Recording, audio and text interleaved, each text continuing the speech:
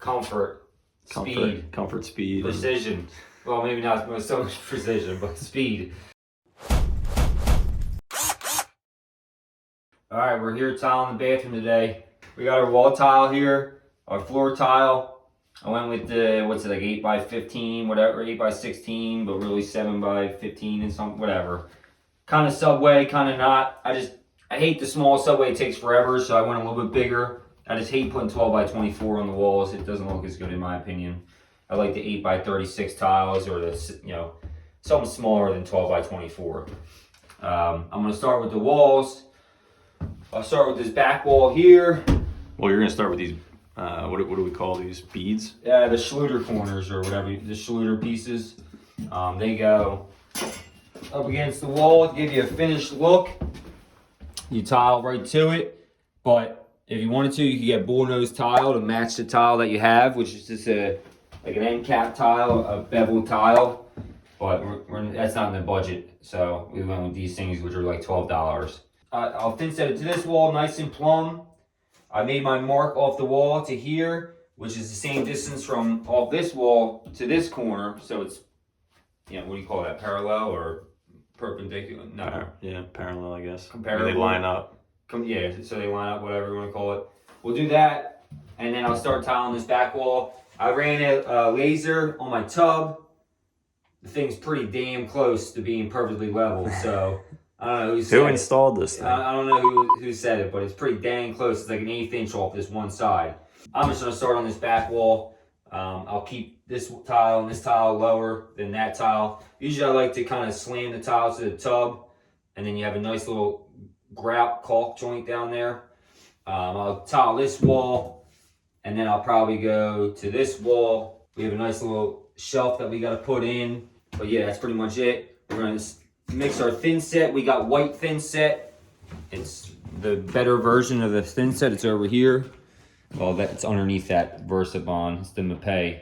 I like the white stuff because it shows through or it gets all over the place, and it's a lot better thin set. Just use the white stuff, okay? And what's the Versabond?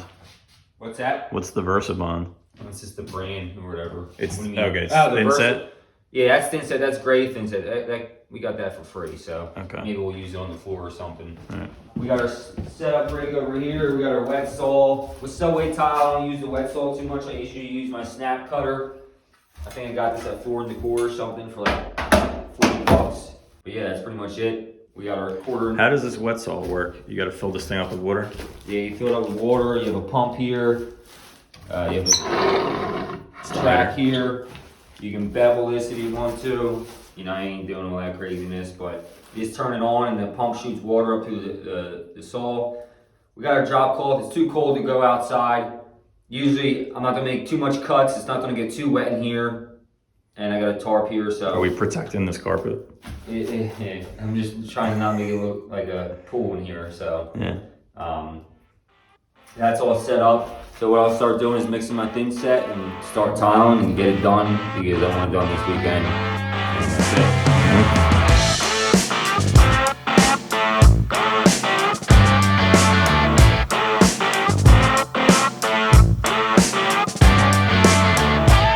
I'm putting this like Subway tile on, but this type of tile comes with a little bevel on the edge, which leaves you like, it gives you like a 16th gap.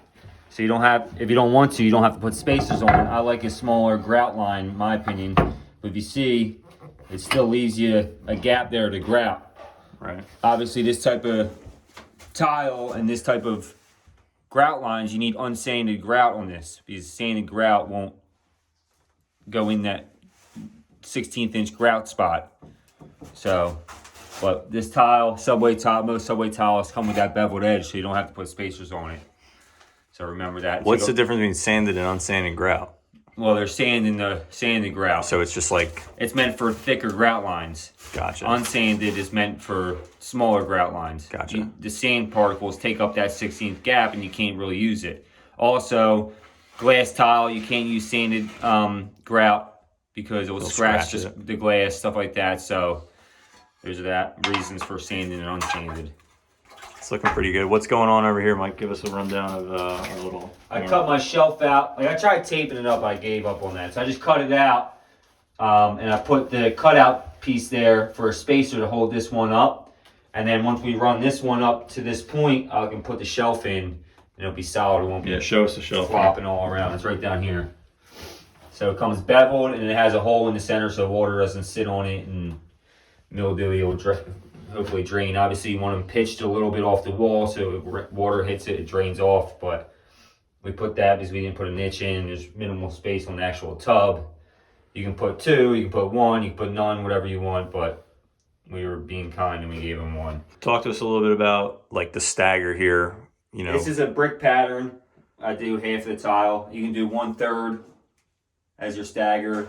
You can do. So the brick pattern's just half. Whatever. This is just like half. Yeah, it's called brick. Half brick. Very cool. All right, keep on.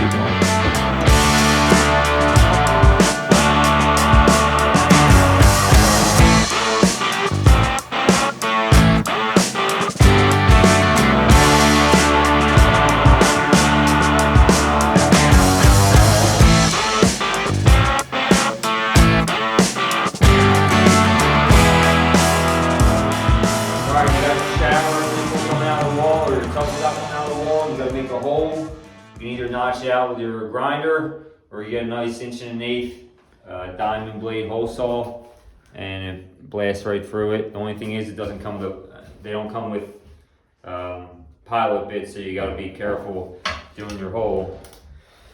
So that's my mark, pretty dang close.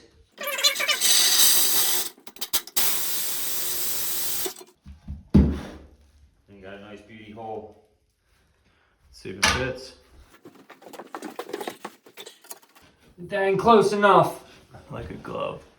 Not dead on, but it's close enough. But I mean, your shower's gonna cover that, or your shower head's gonna cover that anyway. Well, yeah, the excursion will. Pretty good. Pretty good.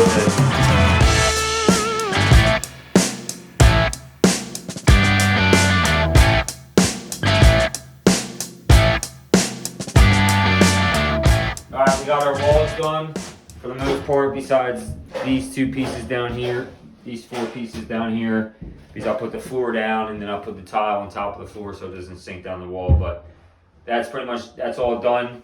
And now I'm gonna start doing the floor. So the floor I'm gonna run on the edge of the tub first because I like a nice clean line on the edge of the tub.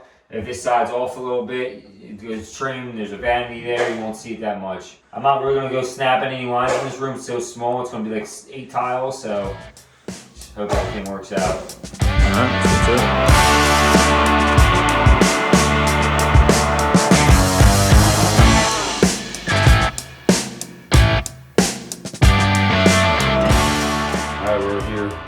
Back the next day. All of our tiles nice and set up. We're close enough. We're gonna pull our spacers. We're gonna sponge it down a little bit, clean it up. We're gonna get any thin set, showing in between the joints if we didn't get it while we were tiling. We're gonna get it nice and clean. We're gonna get some nice clean buckets of water, and then we're gonna get ready to grout it. We're ready to grout now. I got my grout float. I got my sponge, I got a bunch of clean buckets. I usually like to have like 3 buckets of clean water, especially with this rapid setting stuff. You want to be pretty quick. It's rapid setting, but it doesn't set up that quick. It's just so you can walk on it within a couple hours or whatever. But this is the Ultra Color Plus. I like this stuff. You don't have to put any sealer in it. We got the bigger bag because we're gonna do this whole bathroom all in one color with grout. You have to mix it all at once. Else, it's like you get the same color, you got to mix it, another day or whatever. You follow the same directions, it might be off a little bit. So you like to try to do it all at once if you can. We'll grout everything, clean it all up, let it dry, and then we'll come in and put our grout caulk like along the tub, on the top of the tub, in the corners, anywhere where it's like a non-porous, where it meets a non-porous substrate or whatever you want to call it. Now it's time for grout. Here we go.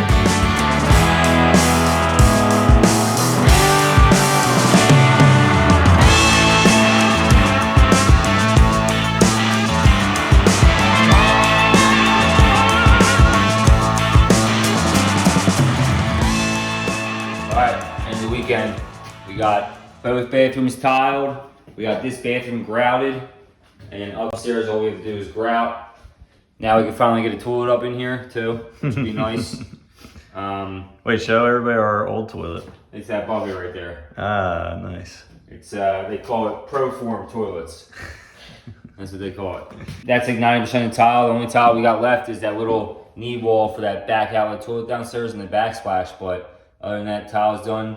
Hopefully throughout the week we'll be sanding a little bit, and then we can start priming. Once we're primed, we start trimming. Once we're trimmed, we can start painting, and we're freaking done almost.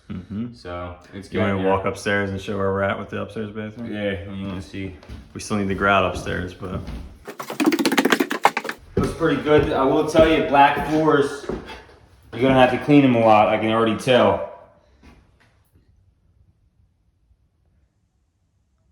So, oh yeah, it looks pretty good. I like it. give us a thumbs up, Mike. That's it.